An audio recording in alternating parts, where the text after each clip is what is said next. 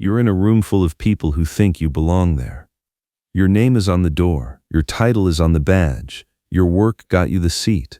And yet there's a voice inside you, quiet but relentless, that says any minute now, any minute they'll figure it out. They'll see past the resume and the confidence and the carefully rehearsed answers, and they'll realize what you've known all along. You don't belong here. You got lucky. You fooled them. And the longer you sit in that chair, the closer you are to the moment it all collapses. You've felt this before. In meetings where you stayed quiet because opening your mouth might reveal that you don't know as much as they think you do. In conversations where you nodded along because asking a question might expose the gap between your title and your understanding. In moments of praise where you felt not pride but panic because every compliment is another brick in a wall that's going to fall.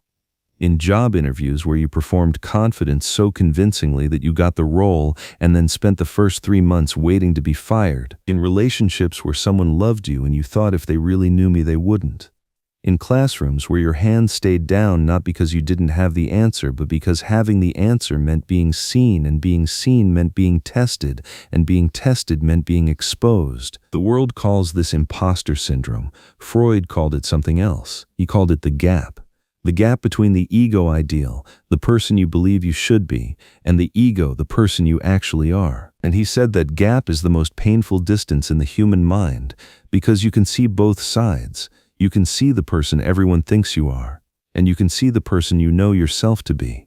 And the space between them is filled with terror. Let me show you where this started. When you were young, someone told you who you should become. Not in one conversation, in 1,000 small ones. Your parents said be smart. Your teachers said be the best. Your culture said be successful. Your family said make us proud. And you listened. Not because you agreed, because listening was how you survived. The approval of the people around you was oxygen. Without it, you couldn't breathe. So you built the person they described. You assembled the ego ideal piece by piece. The smart one, the capable one, the one who always knows the answer, the one who never struggles, the one who makes it look easy. And here's the trap. You succeeded. The performance worked. People believed the ego ideal was real. They promoted it. They praised it. They trusted it with more responsibility, more visibility, more weight. And every time they did, the gap between the ideal and the real you grew wider, because the real you was still inside. The real you still felt confused sometimes, still didn't know the answer sometimes, still struggled and doubted and panicked in the dark, still Googled things at midnight that you pretended to know by morning, still felt your heart race before speaking in rooms where everyone assumed you were calm.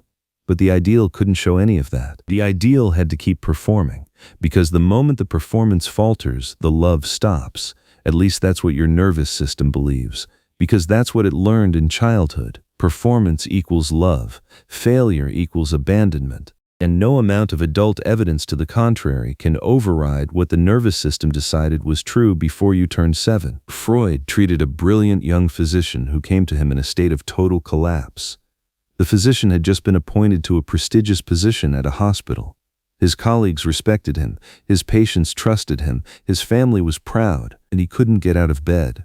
Not from laziness, from terror. He told Freud that every morning he woke up and his first thought was, today is the day they find out. He couldn't eat, he couldn't sleep. He spent hours reviewing cases he'd already solved, searching for mistakes he might have missed. Not because there were mistakes, because there had to be. Because how could he, the boy who grew up in a poor neighborhood with a father who worked with his hands, how could that boy possibly be a doctor? The title felt stolen. The white coat felt like a costume. The respect felt like a loan that would be called in without warning. Freud spent months with this man. And what he found underneath the terror was not incompetence. It was a split, a fracture between two identities that the man had never been allowed to integrate. On one side was the boy. The real boy, the one who was curious and uncertain and human and flawed. On the other side was the doctor, the performance, the ego ideal that had been constructed to escape the boy's circumstances. The man had succeeded so completely at becoming the doctor that the boy had been buried, but the boy was still alive. And every time the doctor received praise, the boy inside him screamed, "That's not me. That's not who I really am." And the man experienced that scream not as integration but as exposure. He felt like a fraud because two people were living in his body and only one of them was visible to the world. This is what Freud meant by the narcissistic wound. Not narcissism in the way people use the word today, not vanity or self-obsession. The narcissistic wound is the injury to your sense of self that occurs when the person you were forced to become is fundamentally different from the person you actually are. Being found out means the whole structure collapses. The career, the reputation, the relationships that were built on the performance, the respect you received under a name that doesn't feel like yours, all of it falls. And you'd be standing in the rubble as the person you were before you built the disguise. The person you've spent your whole life running from, the person you were told wasn't enough. And so you over-prepare. You arrive early. You stay late. You rehearse conversations before you have them. You check your work 5 times, not because you're thorough, because you're terrified. Every meeting is a performance review. Every email is evidence. Every interaction is a chance to be caught. You live in a state of permanent audit, exhausting yourself to maintain a standard that was never yours in the first place. And here's what makes this even more cruel. The people who feel like frauds the most are almost never the people who should. Research consistently shows that imposter feelings are highest among high achievers, the people who actually are competent, who actually earned their position, who actually know what they're doing. The Dunning-Kruger effect shows that the least competent people feel the most confident, while the most competent people are riddled with doubt. Freud would not be surprised by this, because the feeling has nothing to do with competence, it has everything to do with the gap. The higher you climb, the further the ego ideal gets from the original self. The more successful you become, the more the boy or the girl inside you panics because this was never supposed to happen to someone like me. Think about your own life. Think about the moments when the fraud feeling hits hardest. It's not when you fail. Failure actually provides a perverse relief because failure confirms what the imposter already believes. Of course I failed. I was never supposed to be here. See? I knew it. The fraud feeling hits when you succeed, when someone praises your work, when you're given more responsibility, when someone looks at you with genuine admiration. When you're promoted and your first thought isn't, I earned this, but how long before they realize they made a mistake? Those moments should feel good. They feel like being caught. Every success tightens the noose because every success raises the height from which you'll eventually fall. And the higher you go, the more catastrophic the imagined fall becomes. You're not climbing a ladder, you're climbing a scaffold. This is why so many high achievers secretly wish for a controlled failure. Something small enough to survive, but large enough to recalibrate people's expectations downward. Because the current expectations are unbearable. They're based on the performance, not the person. And you know, even if no one else does, that the person cannot sustain what the performance promised. This connects to everything we've discussed. The fear of happiness from our last session, where the superego punished you for feeling good. The empty success we explored with Thanatos, where achievement arrived and meaning didn't. The mask from the false self session, where you built a person the world would accept. The superego's punishment for exceeding your parents' baseline. The first wound where the template was written. They're all different angles on the same wound.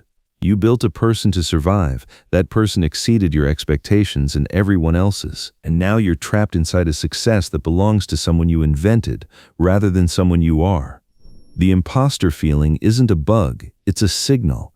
It's your authentic self knocking on the door of your performed self saying, I'm still here. I've been here the whole time, and I'd like to come home. Freud believed the cure was not more achievement.